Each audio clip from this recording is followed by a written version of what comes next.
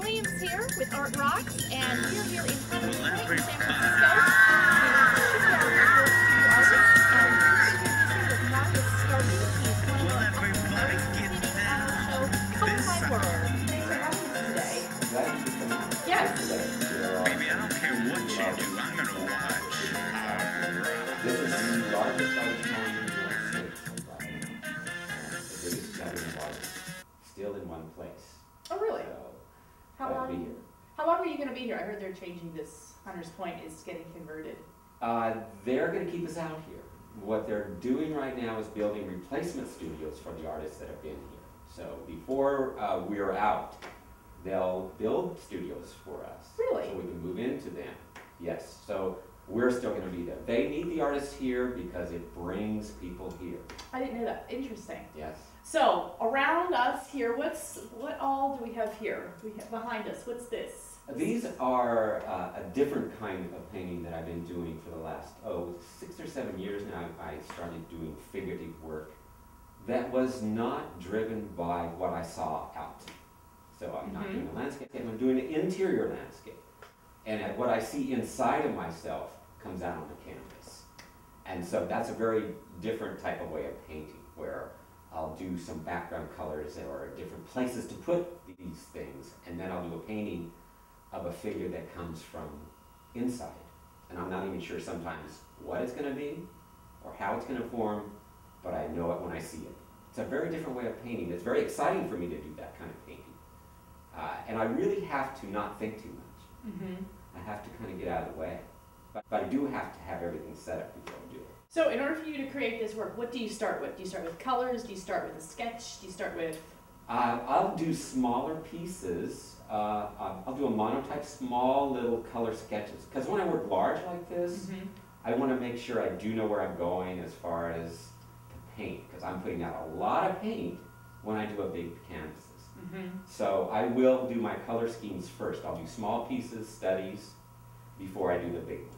And then I'll work on the bigger pieces. So I do set them up first with small pieces. So I have to say, your work looks like you're very content and happy. Well, thank you.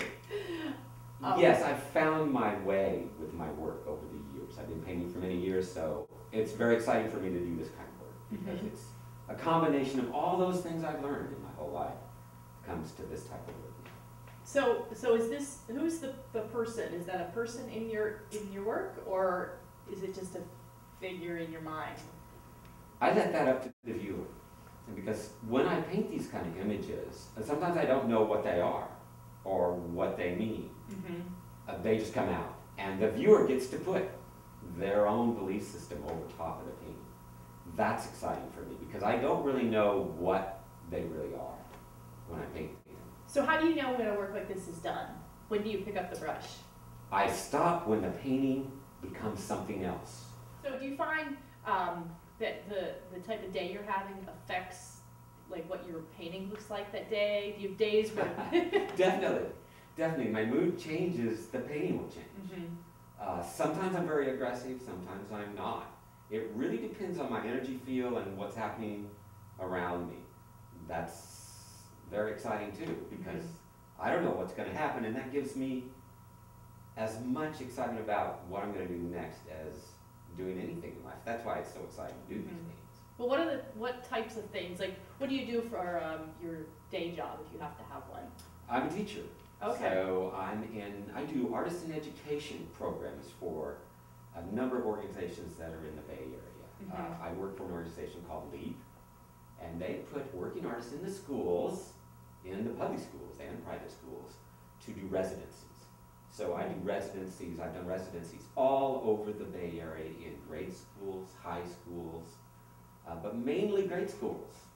So I'm scheduled next fall for a school that's a charter school. I'll be doing 6th grade class for the semester. I see. So I work within the schools, and I do printmaking with them. I take a small etching press into the school, only weighs about 100 pounds, and they produce monotypes. In other words, they print, they paint on a plate and print it. It's very exciting. Oh, that's fun. And then they get to take something home? Definitely. I see. So it's, when I'm in the schools, it's actually hands-on. So I work with the kids to get them to do all types of art projects. So then what would be something that stresses you out during like a typical day that would make your painting look more aggressive or something like that? And part of my day job is I take care of a building. Oh, okay. And today, somebody called the fire department because there was a little bit of incense in the hallway. That would make me aggressive because someone did that. So things happen in life, and I take that energy and use it. Yeah, I mean, because overall you seem really happy. You're I am very happy. Yeah. And I've learned that that kind of, things that happen, and you use that energy. And you use it, I use it, channel it into my expression of my painting. All different types of emotions. So where are you from originally? I was born in Kansas, brought up in Kansas. I went to Kansas State Art Institute, which is a good art school in Kansas City. Graduated from there, and then I went to Europe. I went to London for a number of years to do graduate work. And I did printmaking in London. And from there, I moved back to Kansas City and knew that Kansas City wasn't it. So as soon as I could, my wife and I, we moved here to San Francisco. I've had some very good teaching. And teachers that have come into my life, and in a way I give back through my own teaching because some great teachers taught and gave me great advice and great information. So I give that back, and that aggression, those emotions, I've learned how to channel those now. So it's very good. So so if we look around your studio here, which piece is the oldest? And I ask that so we can think about how your work has changed, or maybe which piece is from another era of your life. The landscapes are earlier, but they're fluid, and so they're not that old, 5 to 6 years old. I work both ways. I can go out and work into a landscape, and then I can work interiorly doing these types of big pieces. These big landscapes here, the big ones are from the last year. I got bigger and bigger with them. And they're a combination of different things to put them together. So let's talk a little bit about your day job and teaching the kids. I'm always interested in your perspective on how you see what the kids see of the world, and how maybe it's changed over the last 5 years or 10 years. Kids are kids. I mean, I've never had a trouble. I mean, when I tell a 5th grader to go do this, go try something, they have no fear. They'll go and do it because they don't care what it looks like. They're having fun. They're in classrooms where it's so structured. When I come in for a residency, they're excited to see me because they know they're going to do something fun. And so their expression is always exciting. And it's thrilling to watch that. A lot of these kids, they don't have art in the schools anymore. I'm the first artist they've met, usually. They don't have any art classes in the 3rd, 4th, 5th grades at all. And only what the teachers bring. So in some ways it's very sad. Are these public schools? These are public schools. These are public schools. So when I walk in, I know that I'm the first person they're ever going to see that's been an artist. And so I can model or give them excitement and turn them on to something that's totally different than what they've ever done. They get tested for weeks at a time. I'll do a residency, and for 2 weeks I can't go in because they're testing these kids for 2 solid weeks to figure out where they're at, where their reading skills is. So I'm very happy to be involved in this That's kind good. of thing. Well, at least you're there, and you're making your presence now. Yes, indeed. I'm teaching.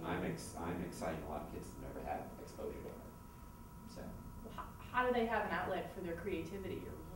Well, they do all kinds of things during the classes that I bring. So whether they are doing a painting or a drawing or a watercolor or print or a mural together. We do murals. I just finished a mural in Petaluma at a one-room schoolhouse with 20 kids. The oldest one-room schoolhouse functioning in California since 1876. This schoolhouse is there.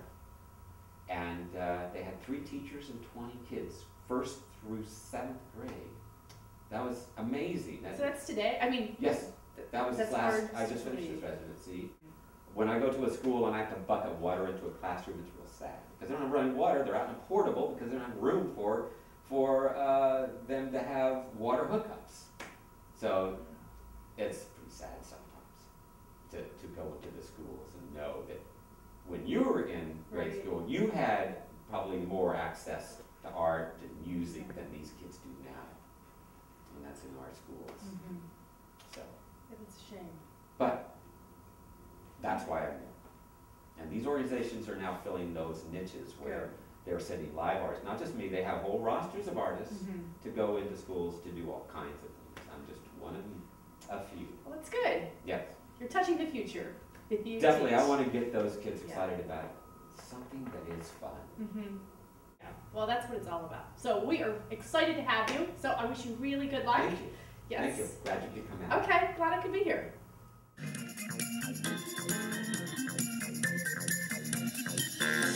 Will everybody